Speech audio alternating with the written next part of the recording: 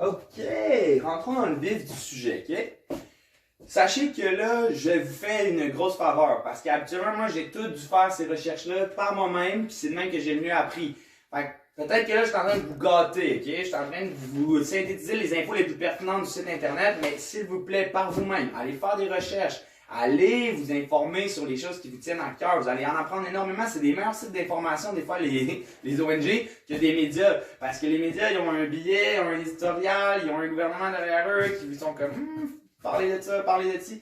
Les ONG, eux autres, surtout MSF, le but pour la création de Médecins sans frontières, c'était d'être neutre, c'était de mettre des images choquantes en images, puis de les transférer à des Occidentaux pour qu'ils sachent qu'ils sont chanceux en tabarouette, puis que de l'autre bord de la planète, c'est pas Jojo.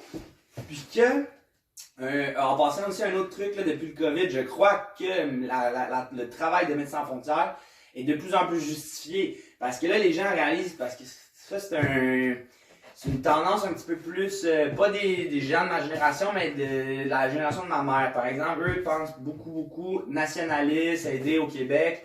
Là, ils réalisent ok, ouais, finalement, quelqu'un en Chine qui mange de quoi de bizarre, ça peut avoir un impact sur ma santé à moi. C'est ça un peu, c'est de réaliser qu'on est tous dans la même équipe, là. C'est pas parce que t'es au Québec que t'es pas dans la même équipe que quelqu'un qui est en Chine. On est dans la même équipe que la planète.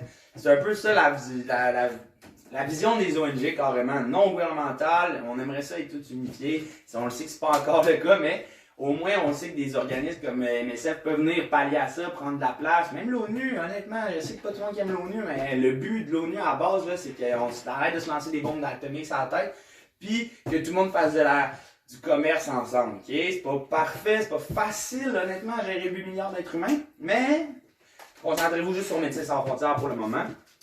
Puis, sachez que Médecins sans frontières, c'est un organisme d'urgence, ok? C'est la top priorité sur la planète, là. Ce que tu trouves qui est le plus grave, ce qui est le plus de guerre, d'épidémie, MSF, c'est là qu'ils vont. C'est des gens extrêmement qualifiés, qui ont étudié extrêmement longtemps, qui gagnent pas mal moins d'argent, qui vont dans des endroits plus dangereux. Moi, c'est honorable. Quand quelqu'un va vous dire que vous êtes courageux de faire du porte-à-porte, vous lui direz, ah, pas tant que ça, ok? C'est eux les courageux, moi je lance des fonds pour eux. C'est clairement, en tout cas, ils vont quand même vous trouver courageux, là. Vous prendrez le compliment aussi. Mais eux, c'est comme plus. Puis, MSF, faut savoir des petits trucs de base, là, je vous synthétise le gros, ok? Mais allez quand même faire vos recherches. 10% du staff de MSF, c'est des médecins.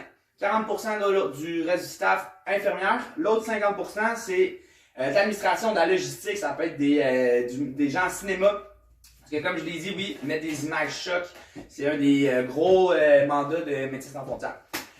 Mais oui, quand les Médecins sans frontières font une mission, okay, peu importe c'est où dans le pays X, ils vont avoir 10% du staff qui va être des expats, puis un 90% sur place qui vont être des locales, des locaux, parce qu'on veut qu'il y ait une transmission du savoir, puis on veut que quand le 10% des MSF s'en aille, il y ait une continuité. C'est beaucoup de transmission de savoir médical qui se donne, parce qu'effectivement, oui, il y a des places dans le monde qui sont en avance, puis après, pour que cette information-là se rende, il faut qu'il y ait des gens qui aillent carrément faire des formations sur place. C'est niaiseux, mais la technologie, ça l'aide un peu, mais c'est ça. C'est pas toutes les places dans le monde qui ont de l'Internet puis du 4G, 5G, là, où est-ce qu'on est rendu maintenant. Ouais. Fait que c'est ça qui est une des grosses tâches de MSF, carrément même juste faire créer des petits hôpitaux mobiles, donner accès à des soins de santé. C'est ça, la mission de MSF. Moi, là, ma phrase que j'aime vraiment bien, là, c'est dire aux gens que la santé, c'est un droit et non un privilège. C'est ça, là, un peu la mentalité de Médecins sans frontières. C'est qu'on aimerait ça que tout le monde ait accès à ça, la santé. Mais en ce moment, on le sait, c'est plutôt un privilège. Si tu as de l'argent, si tu es dans un pays fortuné, tu vas avoir accès à des soins de santé de top qualité. Si tu as eu la malchance géographique de pas mettre à la bonne place, ça se peut que tu aies de la misère à gérer une diarrhée. Parce que oui, encore une fois, la diarrhée, c'est la maladie number one pour les enfants qui tue le plus d'enfants dans les pays en développement. Ça n'a pas d'allure. D'ailleurs, mon verre va être là-dessus, je vous le fais pas vite là. Mais, ce qu'il y a là aussi de plus important, ça c'était la base là, j'ai sorti le rapport financier, ok? Il y a tout un rapport de résultats, chaque ONG, chaque année, il en sort un, c'est tout le temps en mars-avril pour l'année d'avant, ok? Puis là, il y a rapport des résultats, rapport financier. Deux choses différentes, c'est les deux plus importants. Comme ça, vous savez ce que vous avez accompli cette année, les missions, les campagnes peut-être non accomplies pour la prochaine année, etc., etc. Là-dessus, rapport de résultats, c'est à vous d'aller voir ça. Rapport financier, c'est un peu plus compliqué, c'est des chiffres, c'est des... Ça, habituellement, si vous tombez sur un comptable, ils vont peut-être vous poser des questions. Embarquez-vous pas là-dedans, ok? Vous allez vous faire piéger, à moins que vous-même vous êtes comptable, vous avez des grosses connaissances là-dedans, mais c'est très rare que je vois des gens là-dedans qui viennent faire du fundraising. Habituellement, il y a un bon taux de placement en sortant, ces gens-là, ils se font une job fou. Mais ça reste que moi, j'ai quand même été chercher sur le rapport financier les stats qui sont les plus importantes. Parce que oui, vous allez vous faire piéger. Essayez de vous. Il y a des gens qui vont essayer de vous piéger aux portes, puis là, vous allez devoir résister. Parce que si vous commencez à être insécure, puis à hésiter, puis pas savoir, là, vous allez perdre le pack. La personne qui vous testait, c'était le test ultime. Si vous plantez ça, malheureusement, il y a des bonnes chances qu'il y ait la personne. Soit qu'elle vous niaisait, elle va peut-être packer, ça se peut qu'elle vous dise juste votre temps. Parce que ils s'attendent à ce que vous soyez des représentants de médecins volontaires, ils s'attendent à ce que vous sachiez tout. Je sais que c'est pas juste, mais c'est le même, ok? C'est ce que les gens pensent. Ils pensent que t'es le fils du PDG de médecins volontaires, même si c'est clairement pas le cas. Fait qu'il faut que vous sachiez quelques trucs de base, mais le plus important, c'est comment l'argent est dépensé. C'est la vraie question que 95% des gens veulent savoir en réalité, parce qu'il y a des mauvaises réputations, des mauvaises rumeurs qui circulent autour des ONG. Puis, ça, c'est pas gentil, c'est pas correct, puis ça sera à vous de résister. Parce que regarde, moi, comme je l'ai dit, là, il est comme, hey, ton boss fait des centaines de milliers de dollars. Ma boss, probablement, toutes les stats sont sorties de tous les plus hauts PDG sur MSF. OK, mettons, on prend elle du Canada, là, c'était quelque chose comme 200-300 000 par année pour le directeur général. Excuse-moi, moi, mais si je prends Philippe Couillard, qui était le premier ministre du Québec, lui, il faisait des millions en Arabie Saoudite pour un pays qui respecte pas les droits humains. Après ça, il a été élu ici. C'est un peu intense comme argument, mais juste en remettre en perspective les choses. De toute façon, tu leur dis, écoute, moi là, je trouve ça très honorable parce que le salaire de base des médecins, c'est 10 fois moins élevé. Là. C'est genre, j'ai calculé, là, le salaire médian ici, c'est 330 000 pour un spécialiste. Là-bas, ça va être comme 30 000 en commençant. Mettons 230 000 pour un généraliste, ça reste quand même extrêmement moins. Là. T'es 30-40 000 pour aller dans une place vraiment dangereuse. C'est honorable. Après ça, s'ils se mettent à faire des centaines de milliers de dollars, écoute, c'est des gens extrêmement compétents. Moi, je ne vois pas pourquoi on ne devrait pas les récompenser, les rémunérer. C'est plate, mais les ONG, on n'attire pas des millionnaires, on paye pas des millions, donc on n'attire pas des gens d'Harvard, on n'attire pas des gens d'Oxford, on attire des gens bien intentionnés, puis qu'eux, ben, ils prennent un sacrifice. Les gens qui vont dans l'humanitaire, à l'ONU, dans les ONG, souvent, ils se prennent une pay cut, ils prennent un plus petit salaire pour travailler pour leur valeur. C'est très honorable, puis défendez-les quand quelqu'un vous dit excuse-moi là, mais le PDG de McDonald's ou le PDG de Couche-Tard, là, il gagne des millions, puis à la fin de l'histoire, il distribue des boissons sucrées et des cigarettes à du monde. Puis le monde, il le trouve bien important, cet homme-là. C'est le plus grand entrepreneur au Québec, selon certains. Regarde, à un moment donné, là, laissez-vous pas faire. Puis, en plus, les stats, le rapport financier, je l'ai vérifié. Là, pour 2019, là, 2020, ça va sortir dans peu de temps. Fait que je vais vous ressortir ça rendu là. Mais pour 2019, 81,4% de l'argent est distribué pour des missions. Il y a même des tablettes, des roulettes qui vous disent dans quel secteur, Moyen-Orient, Asie, Pacifique, etc., etc. C'est vraiment bien détaillé, là. Puis, médecins volontaires, soyez pas gênés, là. Ils ont eu une sacrée bonne réputation. Ils ont jamais vraiment, ils ont tout le temps bien géré ça parce que une réputation, ça peut te suivre pendant longtemps, tu sais. McDonald's, c'est une réputation de mal selon moi, mais ça reste que les gens, ils consomment quand même là. En tout cas, on fera un comparatif si ça vous intéresse, là, mais quand les gens sont critiques envers des ONG, là, sachez que c'est une compagnie comme tous les autres dans le monde. Là. Oui, il y a des employés des fois qui font des trucs pas corrects, mais les instances qui dirigent, eux, ils laissent pas ça passer, ils les renvoient ces gens-là, puis on fait du suivi, on est transparent. Les Médecins sans frontières sont très transparents. D'ailleurs, ils ont déjà gagné un prix Nobel de la paix, puis ils sont considérés dans les plus éthiques charity dans le monde. Fait que ça, c'est extrêmement honorable. Mais non, c'est ça. 81,4 pour la mission, 18,6 qui va aller en levée de fonds et administration. Faut que je le répète, là, je pense que je l'ai dit dans mes vidéos, mais un ONG qui gagne 1 million, qui donne 99% de son argent pour la cause, est vraiment moins efficace, puis qui garde 1% pour ses opérations, cette ONG-là ne fera pas long feu, malheureusement. Il faut que tu aies une ONG qui égalise un petit peu plus ses dépenses. Donc, un 81,4 ici là, pour la mission sociale, c'est extrêmement bon. Puis, il y a un 18,6, je crois, là, qui reste pour admin et levée de fonds. c'est très correct. C'est probablement 13 en levée de fonds puis 5 en admin. Là. 5% en administration, c'est pour payer tous les salaires, toute la paperasse, faire en sorte que MSF Frontières, ça roule puis que ça soit bien géré. Puis l'autre 13%, pour nous, la publicité. MSF sont forts sur la pub, sur mon Facebook, mon YouTube, Instagram. Là. J'ai tout le temps des annonces chocs, mais elles sont vraiment bonnes. Puis après, ben, c'est nous. Là. Nous, on compte comme une publicité bougeante, le site internet, le 13%, c'est pour financer ça. Soyez-en fiers, justifiez-le, gênez-vous pas, t'es pas bénévole, t'es payé, t'es là pour une bonne cause. J'ai le site internet, le 13%, c'est pour financer ça. Soyez-en fiers, justifiez-le, gênez-vous pas, t'es pas bénévole, t'es payé, t'es là pour une bonne cause. Gênez-vous pas.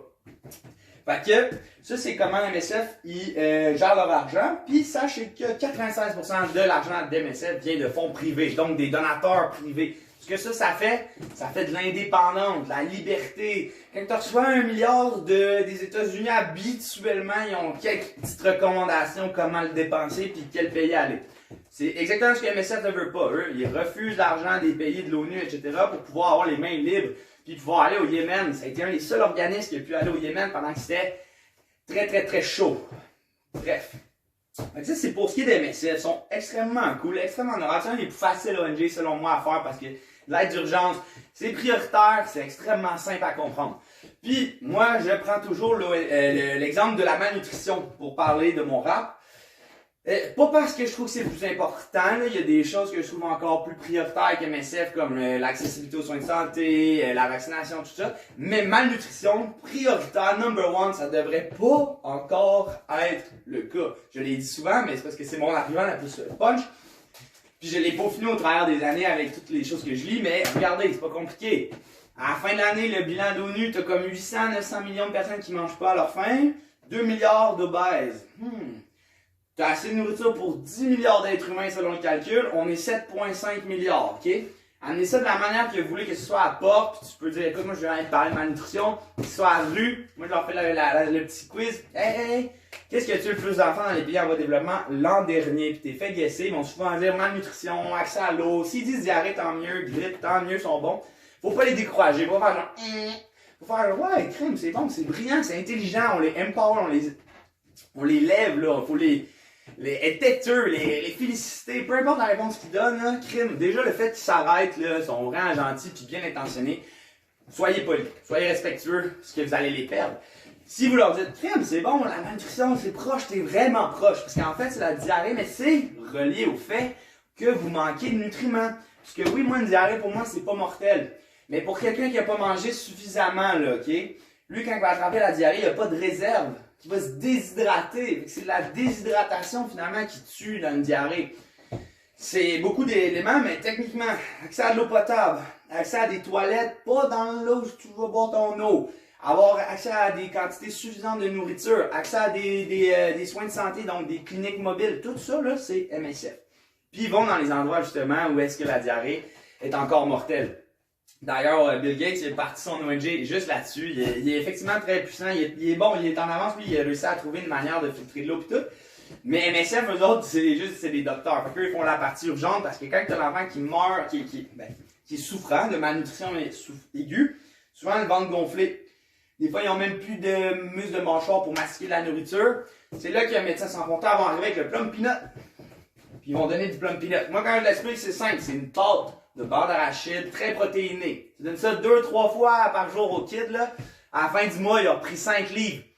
5 kilos, donc 12 livres. Ça va faire en sorte qu'il va retrouver ses petits muscles de mâchoire, il va avoir un petit peu plus de réserve. Si jamais il y a une diarrhée, une grippe, ses chances de survie augmentent. Puis au bout du mois, après le traitement, là, l'estomac se reforme, il va pouvoir commencer à manger des trucs un petit peu plus solides ou plus de la vraie nourriture. Il faut savoir, le taux de réussite est extrêmement bon. Puis nous, on a sauvé des centaines de milliers d'enfants l'an dernier, mais c'est des millions qui souffrent. On dit toujours qu'on a sauvé beaucoup, mais qu'il y en a encore plus à sauver. Peu importe le chiffre que vous prenez, comme je vous ai dit, les rapports, vous regarderez, si vous voulez avoir des stats précises, allez vérifier des rapports. Allez, il y a des sites aussi, le rotoworld.com, là, il y a vraiment plein de stats là-dessus, je vous mettrai les liens dans la vidéo. Mais avec ça, vous allez être correct. Puis moi, je leur dis, écoute, ce que tu peux faire, là, c'est qu'en nous contribuant avec nous aujourd'hui, là, Tu donnes entre 1 et 2 $ par journée, là, ce que tu veux. Tu peux donner plus, tu peux donner moins, mais avec ça, tu vas sauver des enfants de la malnutrition à chaque mois. À la fin de l'année, tu vas peut-être en avoir sauvé une vingtaine juste à toi tout seul. C'est vraiment valorisant. Puis c'est grâce à des gens comme toi si on peut continuer d'exister, faire en sorte que les soins de santé, ça soit un droit et non un privilège. Allez, je te montre comment ça fonctionne. C'est 1 minute, c'est super important. Puis là, tu commences à remplir avec... Je sais même où j'essaie, mais... Si là, ils vont, wow, wow, puis là, ils ont tout le temps un petit quelque chose comme ils veulent le donner, mais ils veulent pas donner mensuel. Donc, avec MSF, il y a un petit trick, parce qu'avec toutes les autres, j'avais dit, les autres organismes, souvent, ils ont des sièges d'observateurs à l'ONU, ils ont du temps d'antenne, ils ont de la crédibilité quand ils ont plus de membres. MSF, c'est pas le cas par contre, parce qu'MSF, ils n'ont pas vraiment de siège à l'ONU. Eux sont à Genève, là, ils ont un spot pas trop loin, mais si tu veux être sans frontières, neutre, tu peux pas vraiment commencer à faire la morale à des pays qui vont fermer les frontières de leur pays. C'est pas ce que MSF veut. Fait que MSF, finalement, nous, notre combat, c'est les compagnies pharmaceutiques, des Pfizer, des Burke, en tout cas, je les connais pas, c'était quoi, c'était Novartis qu'on aimait pas, en tout cas. Il y en a une couple, là, mais tous eux, ils ont la business mentality. Ils font de l'argent, ils brevettent des médicaments, ils revendent au gros prix, puis là, ce que ça fait que les gens qui n'ont pas d'argent ne peuvent pas se permettre des soins de santé. Un exemple très facile, c'est l'antiviral pour le sida. Celui qui est fait par Novartis, il vaut 10 000 $. Pas compliqué, là, par un traitement, c'est 10 000. Nous, MSF, on a été chercher ce médicament-là générique en Inde. Puis lui, il coûtait 100 $, donc 100 fois moins. C'est quand même 100 fois plus d'efficacité, là, si tu veux, en termes de nombre de personnes que tu peux soigner. MSF est comme obligé d'y aller avec ça. Puis il se justifie en disant, écoute, excuse-moi, mais nous, notre but, c'est de sauver un plus grand nombre de personnes. C'est pas de faire de l'argent à des compagnies pharmaceutiques. Même Barack Obama, il s'en est mêlé, il était genre, hey, c'est pas bon de faire ça. Puis MSF, on fait genre, hey, mets toutes tes affaires, mon chum. Tu sais pas de quoi tu parles. T'as jamais été sur place. Tu sais pas c'est quoi. Ta gueule. En gros, là, c'est ça qui est arrivé. Puis Obama, il avait juste fait, OK. Il a fermé sa gueule. Puis ça, c'est grâce à quoi? C'est grâce au fait qu'à MSF, là, ils ont des millions de membres dans le monde. Fait que ça fait une immense notoriété. Ça fait en sorte que les gens sont comme qui ont eux, là. On les laisse aller. Les gens, ils aiment ce qu'ils font. Ils font du bon. Ils se défendent bien. C'est ça qui arrive. C'est pour ça qu'on existe aussi, parce que pour aller chercher justement ces donateurs mensuels-là, ça a une pression, une valeur précieuse. Puis, en plus, sans savoir, mais comme j'ai dit, 96% des fonds, c'est des fonds privés. Fait que c'est des dons uniques, des dons mensuels. Si tu décortiques ça, là, je suis pas mal sûr que la grosse partie, là, le chunk, là, c'est du don mensuel. Puis MSF adore ça. C'est pour ça que c'est le premier contrat qu'on a eu en 2004, puis qu'on continue de l'avoir à chaque année, puis que c'est les campagnes les plus fun à faire, selon moi, pour les chiffres. Mais toutes les campagnes sont cool, puis ils ont toutes leurs petites forces et faiblesses et difficultés, mais à la fin, vous allez tout apprendre. Commencez avec MSF, là, puis allez sur le site msf.ca. Comment?